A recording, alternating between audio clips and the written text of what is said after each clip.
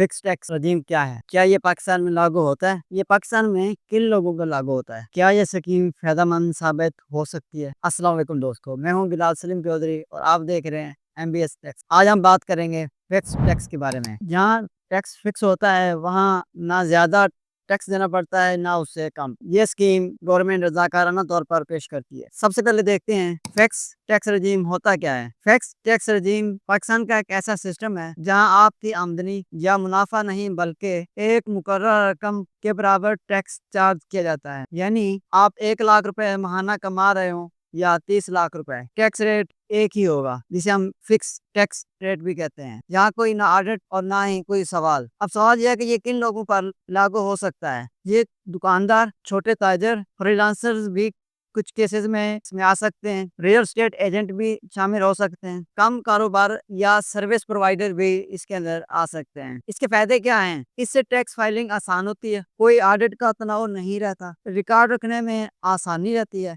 1 साल एक दफा का रिटर्न, पूरे साल का टेंशन खत्म हो जाता है। लेकिन एक बात ध्यान में जरूर रखिएगा, यह स्कीम हुकूमत की तरफ से जारी होती है, इसमें रद्दोबदल या नजरसानी होती रहती है। इसमें कुछ रिस्ट्रिक्शन भी हो सकती हैं। आप किसी भी वफाकी टैक्स का रिफंड क्लेम नहीं कर सकते, एडजस्टमेंट एबिलिटी अवेलेबल नहीं होती। ये सिस्टम एक्सपोर्ट या डिजिटल फ्रीलांसर्स के लिए अवेलेबल नहीं होता। एक दुकानदार ने FTR का इंतखाब किया, उसे बाद में एहसास हुआ उसका तो इतना टैक्स बनता ही नहीं था, लेकिन अब वो इसको क्लेम भी नहीं कर सकता था। इसलिए इस ऑप्शन को चुनने से पहले 100 बार जरूर सोचिए। इसके अलावा FBR इससे मुतल्लिका SROs और नोटिफिकेशन भी जारी करता रहता है। इसलिए आपके लिए मशवरा है कि सबसे पहले आप देखें कि आप FTR में आ भी सकते हैं या नहीं। आपका टैक्स फिक्स होना चाहिए या एडजस्टेबल। आपका रिफंड कहीं ब्लॉक तो नहीं हो रहा। सबसे अहम बात कि ये